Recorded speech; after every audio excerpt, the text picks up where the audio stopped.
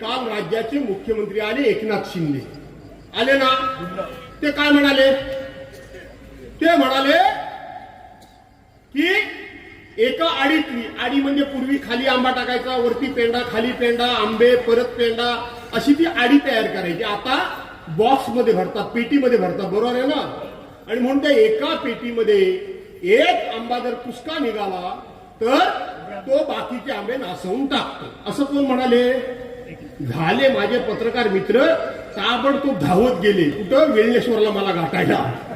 हा कॅमेरा बिमाऱ्या घेऊन. कुठे गेला आमचा राजेश आहे तो, आमचा काय तो मंदा नाही, उमेश आहे, लेले मंदार लेले, उमेश माझा आहे गेले, मनोज लेले.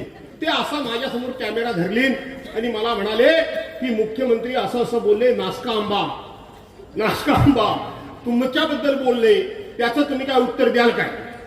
मी त्याला म्हटलं, अरे बाबांनो, त्यांनी माझं नाव घेतलेलं नाही, मला ते असं बोललेले नाही. ते नासका आंबा बोलत असताना बाजूला विनय नातू बसले होते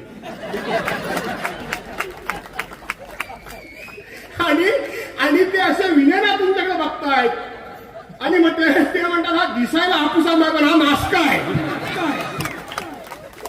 पत्रकार सुधूर झाले, हे काय यानं उत्तर दिला? बरोबर आहे का नाही? हा दिसायला हापूस आंब्यासारखा दिसतो पण हा नासका आहे. का म्हणाले एकनाथ शिंदे? ते मला नाही बोलले, समजून घ्या तुम्ही. ते नातूनाच बोलले, विनय नातूनाच बोलले. का बोलले? त्यांना माहित आहे हे विनय नातू 1992 साली रमाकांत भाऊ बेलवलकर कैलासवासी, ते जिल्हा परिषद सदस्य, अब्बासबाई कारभारी पंचायत समिती सदस्य, मुळे वहिनी पंचायत समिती सदस्य, हे निवडून आले आणि हे पडले. माहित आहे ना, जुन्या नवीन पिढीला माहित नाही, पडले निवडणुकीमध्ये. आणि मग कैलासवासी तात्यांचं म्हणजे त्यांचं दुःखद निधन झालं, आम्ही होतो सगळ्यामध्ये. तर ते तात्या वारल्यानंतर मग ह्या गड्याला उभा केली बाबा, जिल्हा परिषद मध्ये पडलेला. हे शिवसैनिकांच्या बळावर त्या निवडणुकीमध्ये निवडून आले. हे 95 साली शिवसेनेच्या बळावर निवडून आले.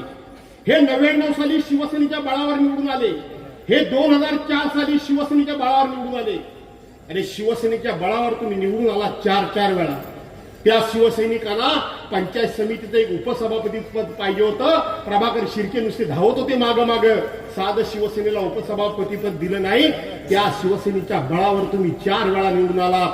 त्यावेळेला राज्याचे विरोधी पक्षनेते रामदास कदम यांना शिवसेना प्रमुखांनी उमेदवारी दिली. ह्यांनी खोडा घातला ना, हे अपक्ष उभे राहिले ना, मी निवडून आलो तो सोडा, पण शिवसेनेच्या माणसाला पाडला ना, मग नासका आंबा कोण? बरोबर आहे. हे नासका आंबा 2004 साली 9 साली झाला.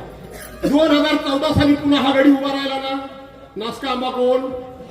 2019 साली शिवसेना भाजपाची युती होती, आमची युती होती. मी शिवसेनेला उभा राहिलो होतो. नातूंनी माझं काम केलं. एकदा तरी माझ्या मिटिंगला आले, किती फोनाफोनी केली, काय केलं. भाजपाच्या बाबा भालेकर, यशवंत बाईत, आमचे स्मिता धामनसकर आणि वगैरे यशवंतबाई बोललो, अंबाजी शेठ दाभोळकर बिचारे वारले. अशा ठराविक लोकांनी आणि बाकी कोणी चुकून काम केलं असेल. पण ह्या विनय नातूंनी युती होती, हे युतीचा धर्म सांगतात. ह्यांना फक्त स्वार्थाचा धर्म माहिती आहे, युतीचा धर्म ह्यांना कधी माहित नाही. आणि ह्यांनी मेसेज पाठवला, कमळ समजून घड्याळाचं बटन दाबा युती असताना. आणि या सगळ्या प्रवासामध्ये एकनाथ शिंदे हे उद्धव साहेबांच्या आणि बाळासाहेबांच्या सेनेतच होते की नाही. त्यामुळे आज ते नातू त्यांच्याबरोबर असल्यामुळे त्यांना डायरेक्ट काय बोलू शकत नाही. पण त्यांना माहिती आहे हा नासका आंबा आहे, हा नासका आंबा आहे. मला नाही बोलले, ते विनय नातूलाच बोलले हा नासका आंबा आहे. दुसरं काय बोलले रे? काय ते ते भाकरी करपली नंतर, पण आणखीन काहीतरी नातू बद्दल बोलले. ते सगळं नातूला बोलले.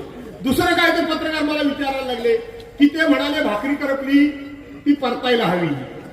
आता पत्रकारांना काय माहित मी किती तयारी जायचो.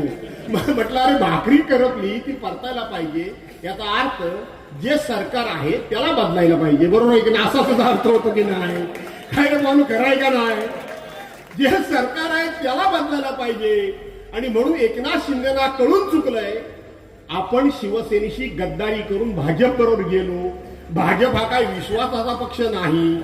आमच्या देखत सांगतात की देवेंद्र फडणवीस पुढचा मुख्यमंत्री 2029ला आम्हीच फक्त पक्ष, आमचा एकटा पक्ष सत्ता आणणार. त्यामुळं आमची बहुतेक तिरडी ह्यांनी आताच उचललेली दिसतीये. त्यामुळं एकनाथ शिंदे सांगू शकत नाही की आमचं सरकार बदला. त्याने तुम्हाला इशारा केलाय की ही भाकरी करपली ती पलटा आणि आमचं सरकार घाला आणि महाविकास आघाडीचं सरकार आणा. आता महाविकास आघाडीचं सरकार आणणार का नाही तुम्ही? महाविकास आघाडीचं सरकार आणा असं त्यांनी सांगितलं. दुसरं काय ते बोलले, तुम्हाला नकलाकार माणूस हवाय का कामाचा माणूस हवाय? नकलाकार म्हणजे मी, बरोबर आहे का नाही? आता मला सांगा, त्यांच्या बाजूला राजेश बेंडर उभे होते. फोटो काढून बघा काय नक्कल आहे राजेश बेंडलांची.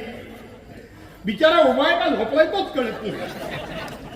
बघा तुम्ही, उभा आहे का झोपलाय तोच कळतच नाही. आणि म्हणून काम करणारा माणूस कोण पाहिजे? तर काम करणारा, त्यांनी इशारा केलाय. त्यांनी माझं नाव कसं घेणार? प्रचारला त्यांचे आले ना. मी काम करणारा माणूस आहे का नाही? आहे का नाही? एकाच असं गाव सांगा की ज्या गावामध्ये मी विकासाचं काम केलं नाही. एकाच दुसरं काम राहिलं असेल पण गाव कुठला चुकलेला नाही. चुकलाय? कुठलाही चुकलेला नाही. आणि म्हणून नक्कल करायला अक्कल लागते. बरोबर आहे? आता मी भाषण करतोय, नुसतं भाषण वाचल्यासारखं केलं तुम्ही तर ते साड्या वाटायला लागले. मग स्वतः असं करत खांद्यावर टाकायची की जरा काय तो साईडची किनार इकडे तिकडे झाली की ती सारखी करायची. आईला बोल, हा नातू हा साड्या देतोय. झालं साड्या वाटेपर्यंत त्यांचे अध्यक्ष अरे तो निलेश सुरे काय फडतूस साला, तो काय त्याचं काय घेऊन बसला तुम्ही. आणि म्हणून त्यांचे अध्यक्ष रावसाहेब दानवे माजी अध्यक्ष, माजी रेल्वे मंत्री, त्याने कुठेतरी बघितला हा नातू कुठेतरी साड्या वाटतोय, काढते. आणि ते नातू बघितलं आणि मग ते त्यांच्या मराठवाड्याच्या भाषेमध्ये बोलले, साड्या काहून वाटतो. हा, हे बघा, हे जरा ऐका तुम्ही. आज तुमचा वेळ घेतोच, मी पण आलो जरा रंगात. हे बघा काय बोलले ते. एक मिनिट ऐका जरा. बायका आमच्या आणि साड्या त्याच्या, असा कोण स्वाभिमानी माणूस साडी घेणार आहे? बायका आमच्या आहेत आणि साड्या त्याच्या आहेत. मला नाही वाटत कोणी स्वाभिमानी माणूस त्याची साडी घेईल. आणि साड्या का वाटतो? एवढ्या वर्षात कधी वाटल्या नाही, आता कशा वाटणं चालल्या? लालूच दाखवून चालली का? कपड्यानं लालूच दाखवून चालली. विकासाची कामं करा, विकासावर मतं घ्या. आमचं मत आहे की विकास करा, विकासावर कामं मतं घ्या.